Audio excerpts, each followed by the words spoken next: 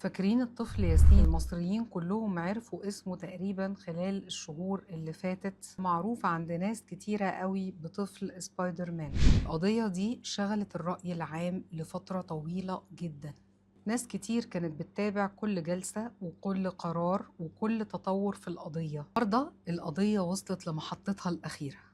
محكمة النقض أيدت حكم 10 سنين مشدد، سجن مشدد على المتهم. كده الحكم بقى نهائي وبات، يعني القضية اتحسمت. خلونا نرجع لبداية القصة العام، ومع خروج تفاصيل القضية للرأي العام لما اكتشفوا واقعة مؤلمة كان ضحيتها الطفل ياسين. خروج تفاصيل القضية للرأي العام بقت موجة كبيرة من التعاطف والدعم للطفل ياسين.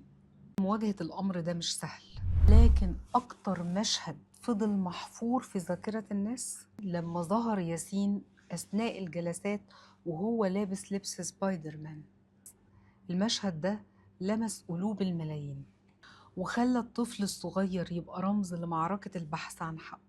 بعد كده بدأت رحلة طويلة من التحقيقات والاستماع للشهود وفحص الأدلة والتقارير الطبية والتقارير الفنية ودراسة كل تفاصيل القضية. وفي النهاية محكمة جنايات دمنهور أصدرت حكمها بالسجن المشدد 10 سنين على المتهم.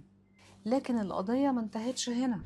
المتهم طعن على الحكم أمام محكمة النقض، وكان في أمل عند دفاعه إن الحكم يتخفف شوية أو يتلغي. لكن بعد مراجعة ملف القضية بالكامل ودراسة أسباب الطعن جه القرار النهائي برفض الطعن وتأييد حكم السجن المشدد 10 سنوات.